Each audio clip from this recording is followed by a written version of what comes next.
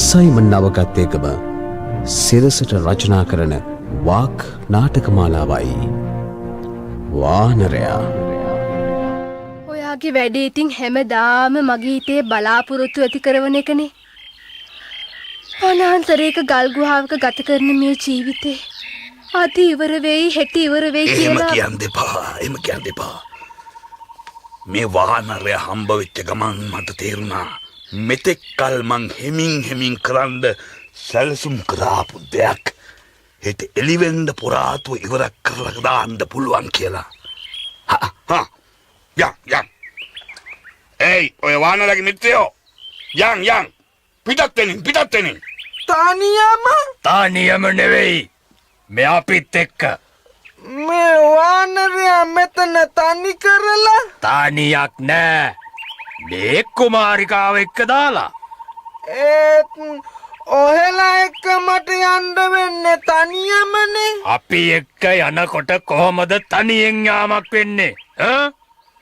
ඔත්තු බලන වැඩේ විතරයි අපි හැංගිලා ඉන්නකොට ඔහෙට තනියම කරන්න වෙන්නේ. එතකොට වුණත් අපි හැංගිලා වුණත් තමුසේ දිහා බලාගෙනමනේ ඉන්නේ. අනේ මගේ හිතට මොකද්ද වාගේ? මං තනියෙන් කොච්චර කාලයක් අවුරුදු ගානක් කලුනික හොයා තනියෙන් ඇවිද්දද? අන්තිමේ දවසක මේ වානර යාළුවා හම්බ වුණා. එදා ඉඳලා අපි අත්තල් බැඳගෙන මහ පොළොව හරහා වනාන්තර හරහා ගමන් කළා. ඉතින් දැන් ඔයගොල්ල කියාපු පලියට මං කොහොමද එකපාරටම එයා අත්හැරලා දාලා එන්නේ? ගෑණියෙක් වගේ අඳෝනා කියන්න හදන්න එපා තේරුණාද? වහම පිටත් වෙනින්. මට බෑ. පේනවා නේද මේ කඩුව? අහකට ගනින් ඔය කඩුපත. අනේ වානර යාළුවේ මාව බේරගනින් මේ යකා. අහකට ගනින් ඔය කඩුපත. මගේ අහිංසක යාළුවා බියවත් දන්නේ නැතුව. මේ යාළුවේ ඇති.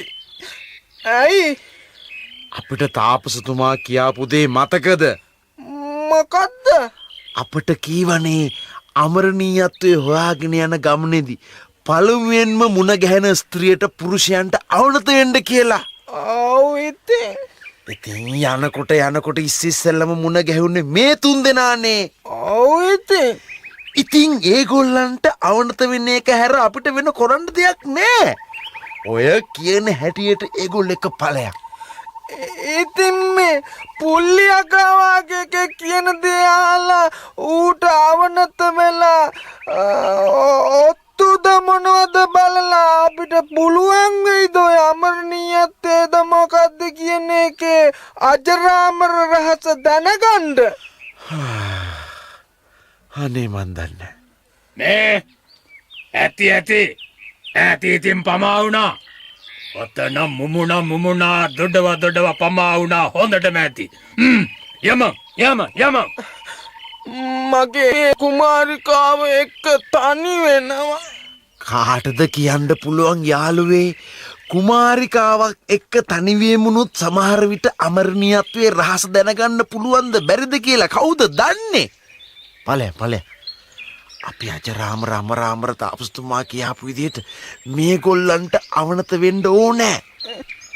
ඵලයන් ඉතින් ඔය සේනාපති පුල්ලියකයි එක්ක මන් තනි වෙන්නම් මේ කුමාරිකාව එක්ක.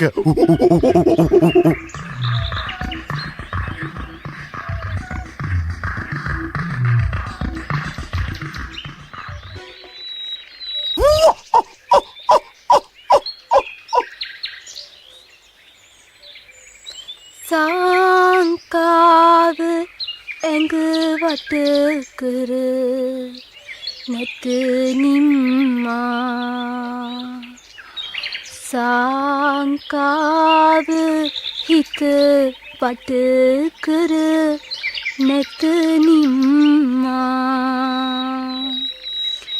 සංකාව හේදා අඳුරේ නිම්මා සංකාව මං පට කර ඇත නිම්මා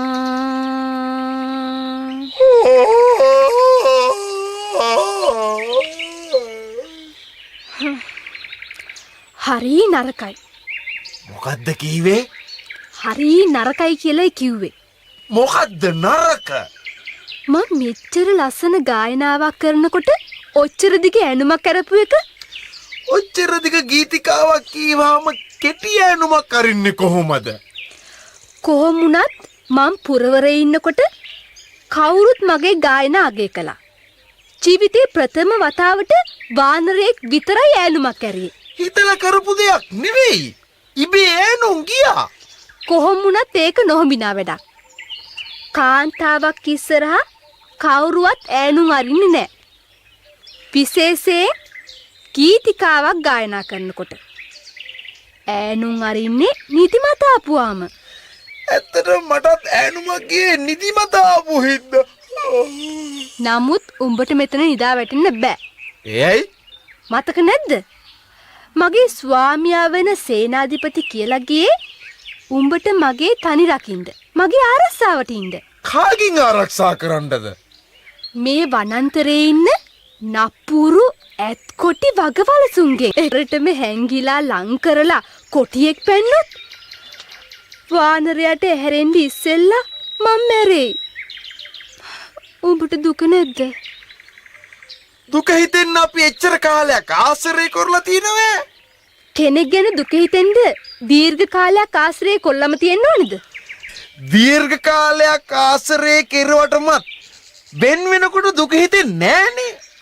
ඒ කියන්නේ සමහර විට දීර්ඝ කාලයක් ආශ්‍රය කරපු හින්දම වෙන වෙනකොට දුකක් දැනෙන්නේ නැති වෙන්න පුළුවන් කියන එකයි.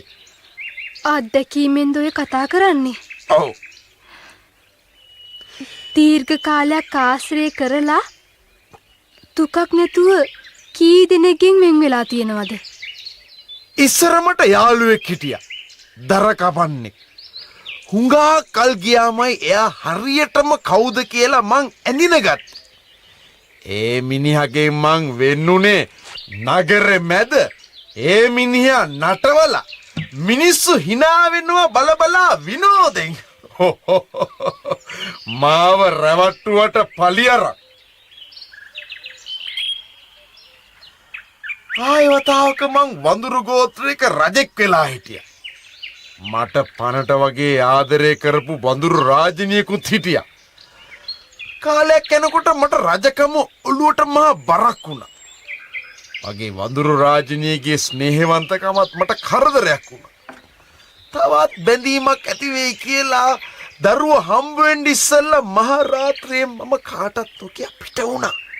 ඇත්තටම දුකක් ඇති උනේ අපේ ගෝත්‍රයට සතුරෙක් වුණු මස් කඳු පර්වතයකටත් වඩා විශාල භයානක රාශියක් මරා හෙළපු දවසේ. දුෂ්ටයෙක් වුණත් හුක්කස් පෙරලාගෙන මැරලා වැටිලා දිගා වෙලා ඉන්නවා දැකපු වෙලාවේ තමයි මගේ හිතට දුකක් ඇති උනේ. සංසාරේ ගැන බයක් ඇති උනේ. ඔහේ පුදුමාන්තර පුද්ගලෙක්නේ. මම මෙතෙක් හිතා හිටියේ තනියට ඔහේ හුරතල් කතා කර කර ඉන්න පුළුවන් අපූර්වට කතා කරන වානරෙක් මට හම්බුණා කියලා. දැන් බලනකොට පර්වතයක් විතර භයානක රාශියක් උනත් මරා දාන්න පුළුවන් හයි හත්තිය ඇති වානර රාජයෙක්. අපේ පියරජුරුවන්ටත් වැඩිය බල සම්පන්න රාජයෙක්. හේවායින්ගේ උදව් නැතුව අපේ පියරජතුමාට මීයෙක්වත් මරන්න බෑ. අහිංසක මීයෙක් නම් මටත් බෑ මරන්න. ඒ තරම් උදාර පුරුෂයෙක් ඔබ. නෑ වානරෙක්. නෑ අතිශයින්ම උදාර පුරුෂයෙක්. අතිශයින්ම? ඒ මොකද්ද? ඒ කියන්නේ උදාර පුරුෂයෙකුටත් වඩා උදාර පුරුෂයෙක්. උදාර පුරුෂයෙකුටත් වඩා උදාර වානරයෙක්. ඔබට හැම දේම කවටකමක්. හැම වැදගත් දෙයකටම උනත් හුකු හුකු ගන්නවා.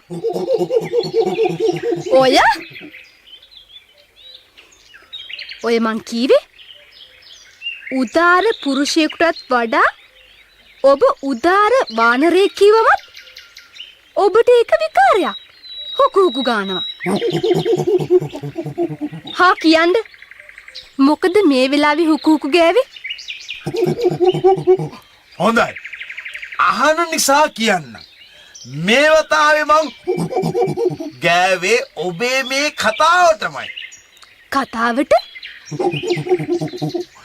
මමනේ කීවේ උදාර පුරුෂයෙකුට වඩා උදාර වානරයෙක් කියලා කියන කතාව. දැන් ඒක කිව්වේ ඔබලු. ඒක ඔබ කියනකොට මං hina වුණාලු. නෑ. මමයි කිව්වේ කතාව. දැන් මොකද හුකු හුකු ගෑවේ? මගේ ඔළුව අවුල් වෙනවා. නවත්ත ගන්නවා හුකු හුකු. හොඳයි. හුකු හුකු. හොඳයි නවත්ත ගන්නගේ හුකු හුකු. ආන්න එහෙම. දැන් නවත්ත ගත්ත නේද හුකු හුකුව? නවත්ත ගත්ත නේද හුකු හුකුව? ඇයි කතා නොකරන්නේ? හොඳයි කමක් නෑ.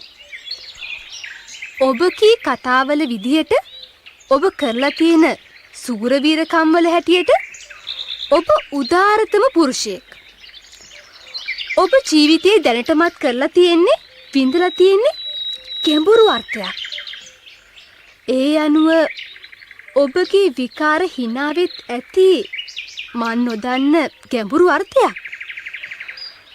සාමාන්‍ය කැලෑවේ උයන් වතුවල මන් දැකලා තියෙන වඳුරු වානරයෝ හැමදේම තේරුමක් නැතුව ඒකාකාර විදියට හුකු හුකු ගන්නවා. ඔබ හුකු හුකු ගන්නේ නිශ්චිත වෙලාවක. නිශ්චිත කාරණයකට. මට තේරෙන්නේ නැති වුණත් මොකද්ද නිශ්චිත කාරණේ කියලා? ඔන්න ඔබ ආයිත් ඈත වනපිට දිහා බලාගෙන කල්පනාවකට වැටුණා. මොනවද ඔබට ඔය හැටි කල්පනා කරන්න තියෙන්නේ? කතා කරන්නකෝ මොනවා හරි. මං කොතෙක් කාලයක් තනියම දිවා කාලය ගත කරලා තියෙනවද? නිශ්ශබ්දතාවය මට ලොකු වතයක්. කුරුල්ලන්ගේ සත්තුන්ගේ කටහඬවල සින්දුවල මට ලස්සනක් නෑ. නිකම්ම ඒකාකාර ഘോഷාවක් බවට පත් වෙලා. තනිකන් දෝසිය ඉවහ ගිහිල්ලා. පාළු මූසලු නිශ්ශබ්දතාවය. ඉතින් මට මුරට තියලා ගියේ මගේ කතා කරන වානරයා මාත් එක්ක මොනවා හරි දොඩන්නේ නැත්තම් ආයිත් ඒ මූසල පාළුව මගේ ගතසිත වෙලා ගන්නවා. මන් දැන් දන්නවනේ ඔබ නිකන් හුරතලේට හදාගන්න සුදුසු පිස්සු විකාර හැසිරීම් දිහා බලලා හුදු විනෝදයක් ලබන්න පුළුවන් වඳුරෙක් නෙමෙයි කියලා. බුද්ධිමත් උදාර වඳුරෙක්. ඉතින් බුද්ධිමත් දෙයක් වුණත් කමක් නෑ. කතා කරමු. මන් නගර පුරවරේ පිය රජුරුවන්ගේ මාලිගාවේ ඉන්නකොට හමු වුණා රටේම ප්‍රසිද්ධ කවියෝ. රාජ සභාවේ හිටියා පුදුමාකාර ගැඹුරු ඥානයක් ඇති දාර්ශනිකයෝ. මං ඒ අය එක්ක නානා මාතෘකා ගැන කතා කරලා තියෙනවා. ඒගොල්ලෝ බොහෝම ලෝකෝත්තර කාරණා ගැන රාජ සභාවේ කතා කරනවා අහගෙන ඉඳලා තියෙනවා මම. ඉතින් මටත් පුළුවනි ඔබත් සමග දාර්ශනික ගැටලුවක් ගැන උනත් කත්‍ය පත්‍ය කලාකෘති ගැන උනත් සංවාදක දෙන්න.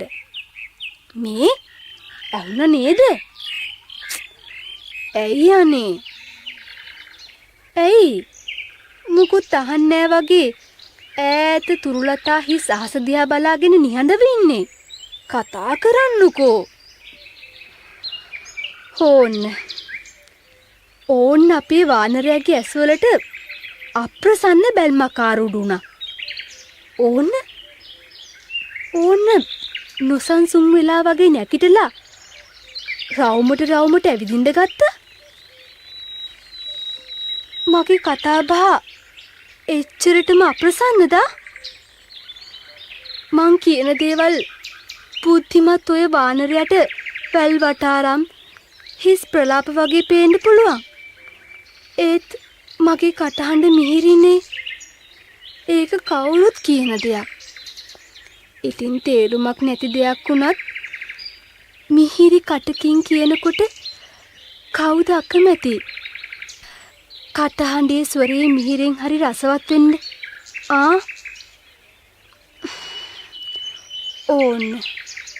ඕන්න තවත් නොසන්සුන් වුණා. වටේම ඇවිදිනවා. නොරුස්සන ගතිය මූණ පුරා. හරි පුදුමයි. ඔබ තමයි මගේ සමාගමය ආශ්‍රය ඉවසන්ඩ විඳින්ඩ අකමැති බවක් නොරුස්නා බවක් පෙන්නපු මගේ ජීවිතේටම හමුවෙච්ච එකම එක පුද්ගලයා. ඔබ දන්නේ හැම දිනාම කීවේ අපේ නගර පුරවරේ ඉපදිච්ච ලස්සන කුමාරිකාව මං කියලයි. අපේ ජනපදයේ හිටිය ජනපද කල්ලානිටත් වැඩිය මං ලස්සනයි කිව්ව හැමෝම. මාදියා බලන්න හොඳට ඇස්සරලා මං රාජ කුමාරියක් විතරක් නෙවෙයි පංච කල්ලානියක්. මාලිකාවේ මුරබටීන් පවා මට වශී වුණා. මහලු බමුණු හිට වශී වුණා. ඔයන් කෙලියට යනකොට මහා මගේ යන දුකී මගියෝ හිට ඇස් ඔරවගෙන මහ කන්ද වගේ වශී වෙලා බලන් හිටියා. මගේ රූපය ගැන කටකතා අහලා ඒ කන්ද කවියෙක් එයා හිතෙන් මවාගත් මගේ රූපශ්‍රිය ගැන මවාගත්ත මනෝචිත්‍රාශ්‍රයෙන් මහා කාව්‍ය ග්‍රන්ථ දෙකක්ම නිර්මාණය කළා. ඒ තරමට මං ලස්සනයි. නමුත් ඔය වානරය හරියට ඇස්සැරලා මං දිහා බලන්නෙවත් නෑ. මං කියන දේවල් වලට මුලදී සරදම් කළා. දැන් නොරුස්සන විදියට නොසන්සුන්ව වටේට ඇවිදිනවා. මේ වානර රාජයෝ කරුණා කරලා ඔය පිස්සු විකාර සක්මන නවත්තලා මෙතනින් වාඩි වෙනවා හොඳයි. වාඩි වෙනවා හොඳයි? ඔව්. මෙතනින් මේ මා ළඟින් වාඩි වෙනවා හොඳයි. ඔබ ළඟින් වාඩි වෙන්න? ඔව්. තේරෙන්නේ නැද්ද? වාඩි වෙනවා කියන එකේ තේරුම දන්නේ නැද්ද? මෙහෙට ඇවිත් මෙතන මා ළඟින් වාඩි වෙනවා. වාඩි වෙනවා ඉතින්. වාඩි නුනොත්? වාඩි නුනොත්? මතක නැද්ද? උහිමනි කීවේ කවුද අමරාමර කියලා තාපස ඉදිසින් වහන්සේ කෙනෙකුට පොරොන්දුවක් වුණා කියලා පළමුවෙන්ම හමු වෙන ස්ත්‍රියට පුරුෂයාට අවනත වෙන්න ඕන කියලා? ඔව් පොරොන්දුවක් දුන්නා තමයි. ඔය හුකුහුකු ගාලා වැඩක් වෙන්නේ නැහැ. හරිද? කාවද ඉස්සෙල්ලාම දැකපු ස්ත්‍රිය හරි පුරුෂයා හරි? ඔය කුමාරිකාව තමයි ඉස්සෙල්ලාම දැක්කේ. ඉතින් ඉස්සෙල්ලාම දුටුවේ මානා මගේ අනට කීකරු වෙන්න ඕන. එහෙම නේද? නැත්තම් අවනත වෙනවා කියලා දුන්න පොරොන්දුවට මොකද වෙන්නේ? මෙන්න මෙහිඳ ගන්නවා. මෙතන මා ළඟින් ඉඳ ගන්නවා හොඳයි. හුකු ගගා අහසක් පොළවක් නැතුව වගේ ඔළුව කහක ඉන්නේ නැතුව ඔන්න ඔහොම තවත් මට ලං වෙලා වාඩි වෙනවා. ඕන්න ඔහොම ඉඳ ගන්නවා. යකෝ මල්ලගෙන් ඉඳගන්න මගේ මුදු පහස විඳින්න අවස්ථාව තියෙනව නම් සක්විති රජ කෙනෙක් වුණත් තමන්ගේ රාජ්‍ය උනත් පාවා දෙ. ඒහුවකේ ආහා තරහ ගියාද මගේ වානරයට? මගේ අම්මේ තාපසිෂ්වරයා කියපු හැටියට ආවනත වෙන්න පළමුවෙන්ම කෙනෙක් හොයාගෙන දීර්ඝ කාලයක් ඔබලා වනාන්තරයේ මැදින් ඇවිත්තා. තමාපු දාඩිය ඔක්කොම ඇඟේ මිදිලා තිබුණේ. මට හම්බ වෙනකොට පැත්ත පලාති ඉන්න බැරි තරමට ඔබේ ඇඟෙන් වහනේ වෙච්ච දාඩිය ගඳ මොන තරම් දාඩිය ගඳක්ද? නමුත් ඊයේ ඔබලා නාලා දාඩිය හොදගත්තා. දැන් කොහමද? මොන තරම් නිරෝගී දාඩිය සුවඳක්ද ඔයා ගාවින් වහනය වෙන්නේ? හරි සුවඳයි. දැඩි දාඩිය සුවඳට ආඩි වෙලා ඔබේ පෞරුෂත්වය දෙවන්ත කාය ශක්තිය ඕන්න ඉතින් විපිලිසර වෙනවා. මොන එකටද? මං අපේ ජනපදයේ ඉන්න ලස්සන පංච කල්යාණි. හොඳට ඇස්සැල්ල බලන්නකෝ මගේ පංච කල්යාණිය දිහා. ඊයේ මහ කැත යෝධ ගෝරිල්ලෙක් වගේ පෙනුනට දැන් නම් මට පෙනෙන්නේ ඔබ හරි තේජවන්ත දැවැන්ත බුද්ධිමත් වානරයෙක් කියලා. ඔබ කීවනේ ඔබ වානර රාජ්‍යයක මහා රාජයෙක් විදියට කාලයක් රජ කෙරුවා කියලා. රජකම අත්හැරියත් ඔබ ගාව තාම තියෙන්නේ අතිරාජ්‍යයෙකුගේ විලාසය. ඇයි මොනවදායි කල්පනා කරන්නේ? වානර රාජ්‍යයක රජ කරපු කාලේ මතක් වුණාද? ඔබට පඳුරු රාජිනියකුත් හිටියා කිව්ව නේද? කතා කරන්නකෝ. ඔබට වඳුරු රාජිනියකුත් හිටියා නේද?